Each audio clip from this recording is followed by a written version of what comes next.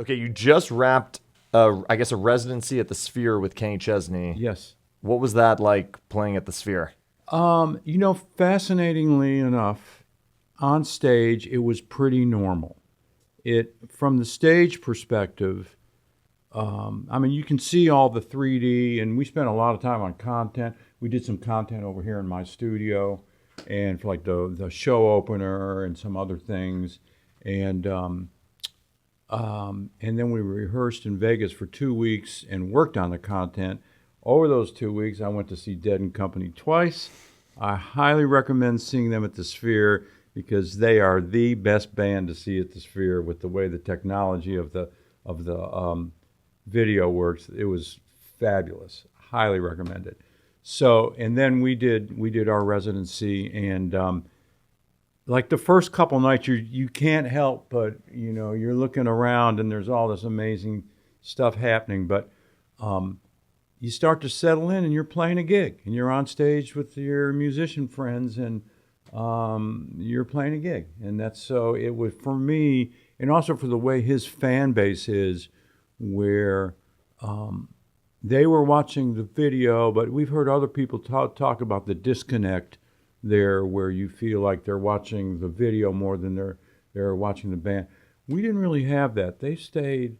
I mean, he's a very charismatic performer, and people were still. I mean, they're more focused on him than me. I'm over on the side, but it felt pretty normal, and it sounded great in there. We have a Did it great sound great? sound man, and I thought it sounded incredible in there. How do you mix your ears on that gig? Do you have a lot of Kenny? Do you have no Kenny? Do you have a lot of We everything have else? we have a really great monitor engineer, and the way I like it to sound, where it's pretty record-like. Like I don't have myself too loud, and I need to hear the vocals because I like to play off the vocals. In a recording, I like to play off the vocals as well. To me, it's the most important part. And so I have just like a kind of a normal mix, honestly.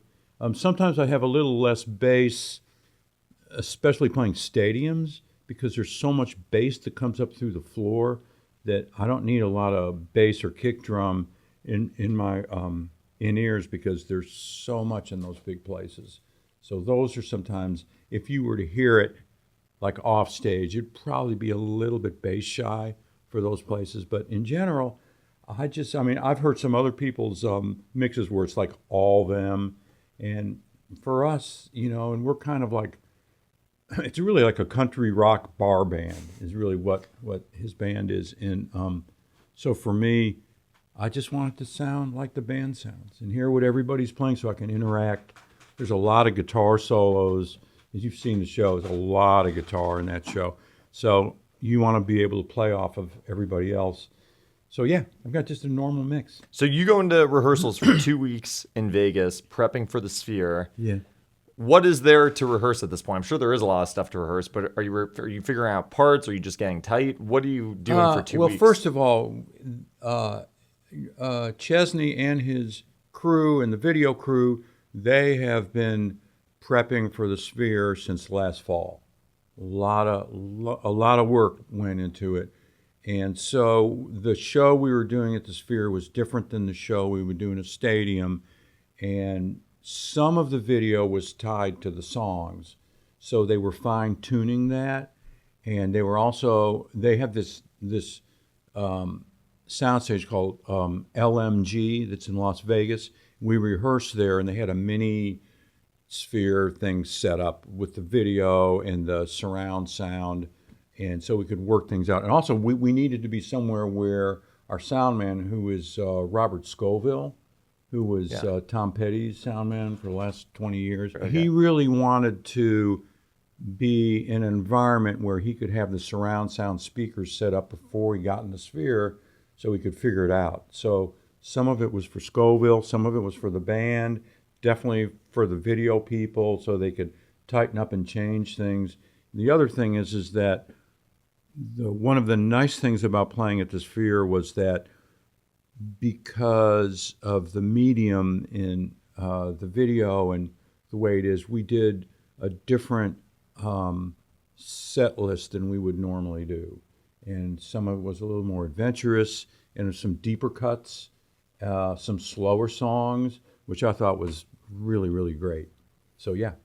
What was the part for the intro that you recorded in your studio? Was it the big intro animation part where you guys were underwater or whatever? Yeah, And so we watched that animation here, yeah. and we had the whole band here, and Kenny was here as well, and the we worked out how, some cues and how long we needed to be, and when the drums were going to come in, and how we were going to do that. So yeah, we did all that here, and it sounds awesome. I think that the intro thing sounds great. It was funny because this is, this is like A Holmes. It's my basement.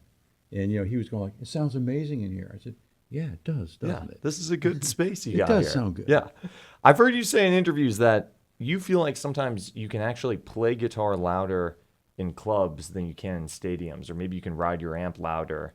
Totally. Why is that? Or I've never played a stadium with Kenny. Why is that the case? The physics of that is fascinating. It's like I can play in a club and have my super reverb or whatever and have it just rocking loud. And in a theater, from a theater on up, you get more into the other mics and there's more phasing issues and getting the sound out. I mean, I think someone like Robert Scoville could tell you exactly why that is. I'm not really sure. It's sort of a mystery. But like we had all our amps. We did play through amps. They built a special stage, and there was actually below the stage, there was this whole sort of catacombs network of where Danny Rader's acoustics and his banjo and his electrics were over there, and this guy would bring them up through this little walkway up to the stage, and my stuff was on the other side, and the drummer had a guy that would come up from underneath the stage. So we had this whole thing underneath the stage, and our amp heads were underneath the stage, and we had speaker lines, and our amps were out in the hallway. Really? But we played, I played the Firebird, loudly through an amp the way I like it, and but it was out in the hallway. Yeah. Because wasn't there something like when The Edge did it with U2, there was something going on with the amps and he had to go direct with a UA? So my understanding is he used the UA pedals, which there's the Ruby right there, which I use a lot, and I got the Woodrow right there. They're incredible pedals. And I saw them at the Sphere, and I can tell you that he sounded, he sounds like the way he sounds, and it sounded fantastic.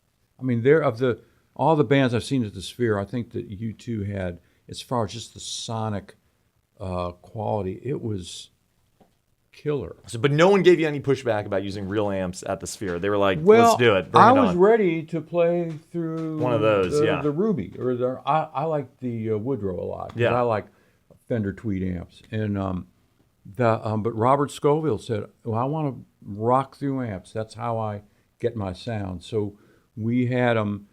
I can actually send you a picture of what it looked like, and I can show you how he mic'd it. I have pictures of that whole thing. And people were walking underneath the stage, basically. The stage was that tall that people were walking underneath it?